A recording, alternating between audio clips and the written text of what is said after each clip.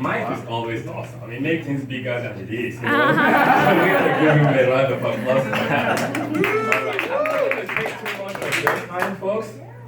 And one of the things I think about is I am one of the most fortunate person in this whole world.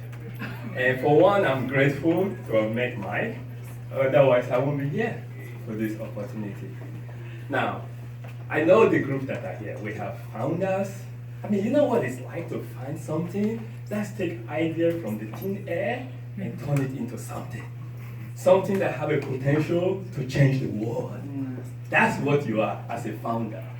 Now, we also know that can't quite work if you don't have some investors backing you up, sometimes they think we are crazy, Like, hey, without money, we'll just be going all over the place. It's like wasting our time, But add a little bit money on it, it's like a fuel. You just go wide.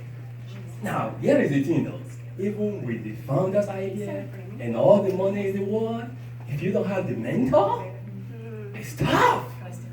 So you have the combination right here under Founder Institute. How cool is that? That's what I see in Sacramento. It's coming up. I was fortunate back in 2009.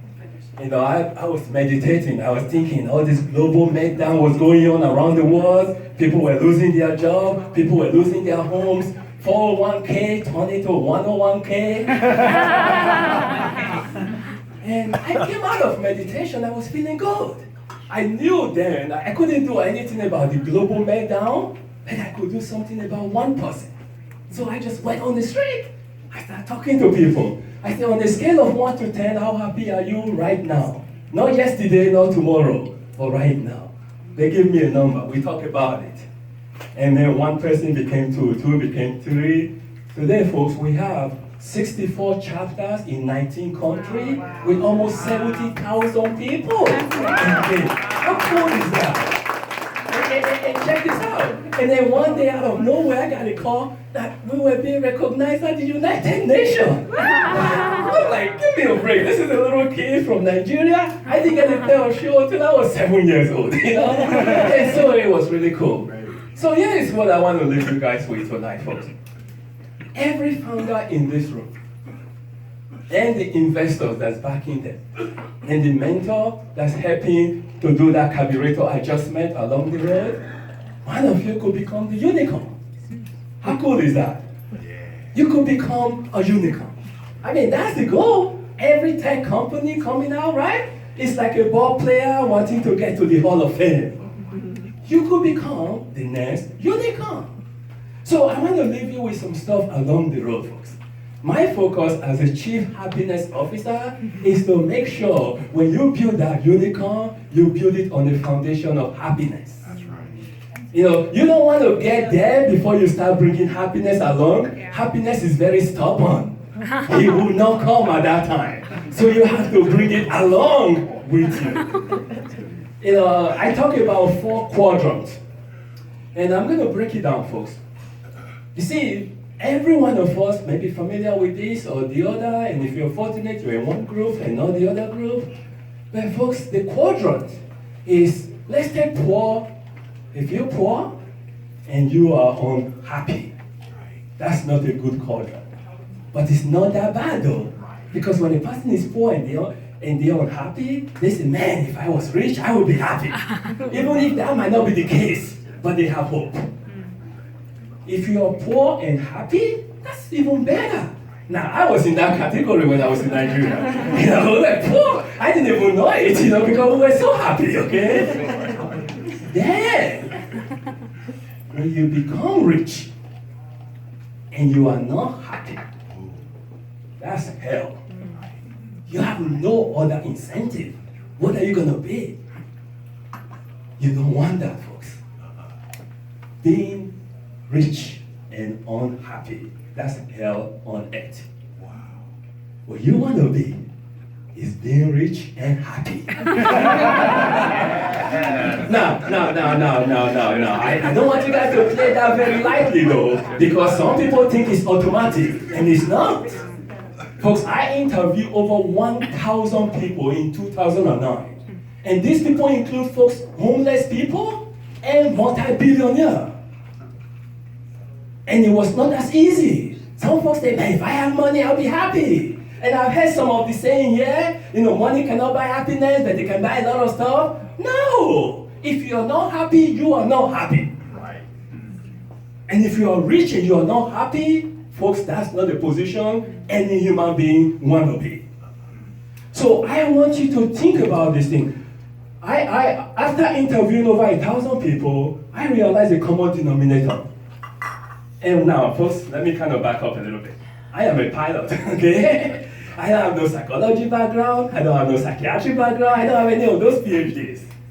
But folks, we have been told for a long time that happiness is an emotion. And it is, I'm not arguing with that. But folks, if you leave it like that, then you're going through this emotional roller coaster where you have no grips of your own happiness. Happiness is an internal job. Everybody has to deal with it at their own different level.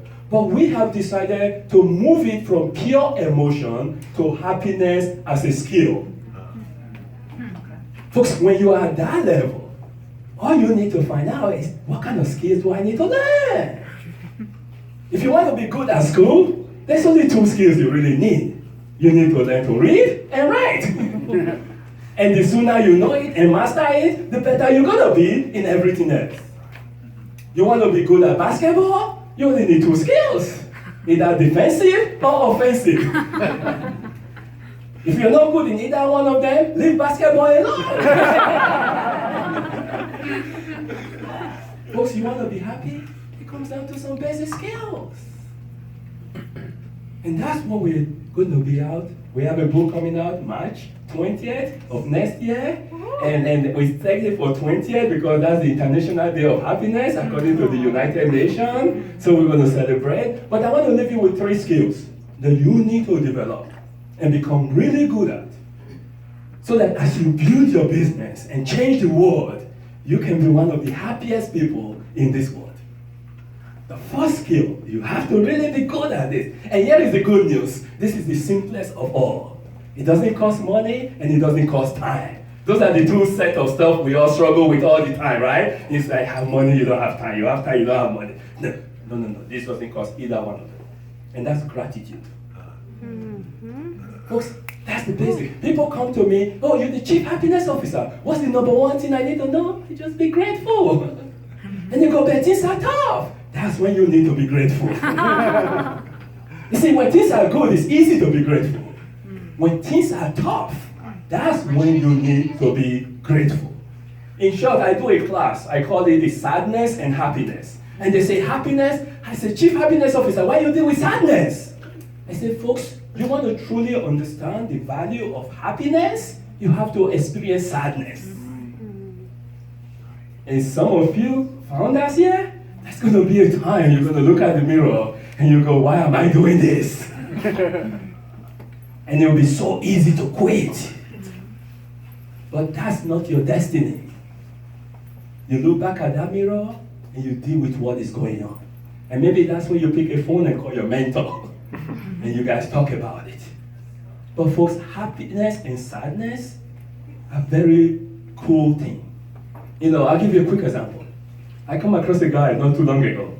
And he goes, you know what, Edwin? I know you're the chief happiness officer. I never want to fall in love again for the rest of my life.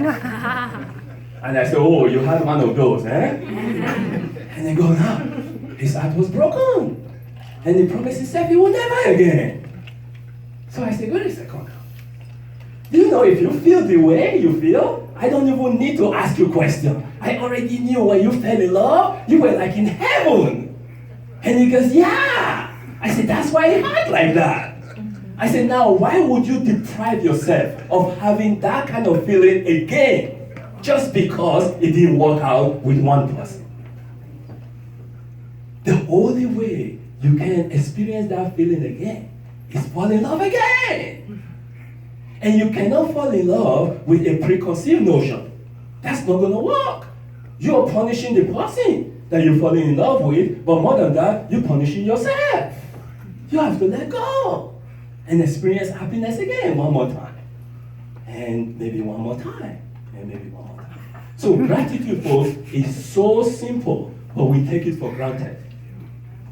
For one, you have to be grateful that you are here right now in Sacramento. Folks, this is the best time to be in Sacramento, yes or no? Yes! So that's number one, gratitude. Now, you may decide to write something down once a day that you're grateful for. You may have a journal for happiness or gratitude, or you may use our app that's coming out later of gratitude, okay? But whatever you do, keep gratitude journal. The second thing I want to leave you with, this is a skill, folks. If you don't develop this, you are never, you're never going to be a happy human being. And this is based on studying over 1,000 people. And that is compassion. Folks, I know when I say compassion, everybody think of compassion to other people. That's easy. That's not what I'm talking about. I'm talking about self-compassion. Folks, if you don't learn and become good at self-compassion, you will never be happy. Folks, in short, I see people, they beat on themselves so hard, you want to call 911 on their behalf. Can you imagine calling 911 and go, what is going on? Say, well, I heard this guy is beating on himself. That's not going to work. So you have to learn not to beat on yourself. You make a mistake, you're a human being. It comes with the territory. Forgive yourself very quickly. Learn from it and get better. Folks, if you don't learn that, you'll never be. I see some people, they say, oh, I'm a perfectionist. Folks, throw away that word. That was the worst word ever to be introduced in the English dictionary. Because it does not exist. Just look around. Look around. Start with your cell phone. Folks, you understand? I was one of those who were taking computer science back in the 80s. You know, you go into this computer class, the whole room was filled of IBM 1170. I don't know if some of you are familiar with that. And it was punch card. You know, you punch those cards, if those cards slip from your hand, you're starting all over again. Folks, what if those people said they were perfect then? What would have happened? We would have been stuck with those computers. No. They kept improving on it, kept getting better. So practice make what? Perfect. That's a trick question. Practice makes improvement. Folks, each and every one of you are going to commit to getting better. Yes. And that's also with happiness. So yes, if you get to be unhappy, that's okay. But you just need to know what kind of set of skills you need to learn so you can get better. And then finally, folks, there's a lot of skills, but I just want to leave you with 3 of them. So the first one was gratitude, second is self-compassion, and the third is volunteer. Folks, you have to be of service to others. Folks, I'm telling you this. I come across a lot of people, and they say, oh, Edwin, you know what? I'm so busy, I don't have time to volunteer. I say, you know what you just told me? You're so busy, you don't have time to be happy. And they say, no, I don't mean it like that. I say, no, you don't need to mean it like that. But that's what you mean. Each and every one of us have 168 hours in a week. We have 720 hours in a month. The universe doesn't discriminate. Nobody has more or less. If you cannot find time to be of service to other people, then whatever it is you're doing that's taking your time is not worth it. Because you are not making time for yourself to be happy. Because the truth is this, when you are of service to others, you are actually forgetting yourself for a moment. Try this. The next time you're unhappy, and you get stuck with that, and you start thinking about what is causing this, why you, what is universe doing this to you, why everybody doing all this kind of stuff to you. The next time you get into that kind of thinking, folks, I want to encourage you, stop for a moment, find one of over 1 million non-profit organizations around the country, pick up the phone and call them and say, hey, you know what? I am miserable. No, don't say that. No. Hey, you know what? I am thankful and I want the opportunity to be of service.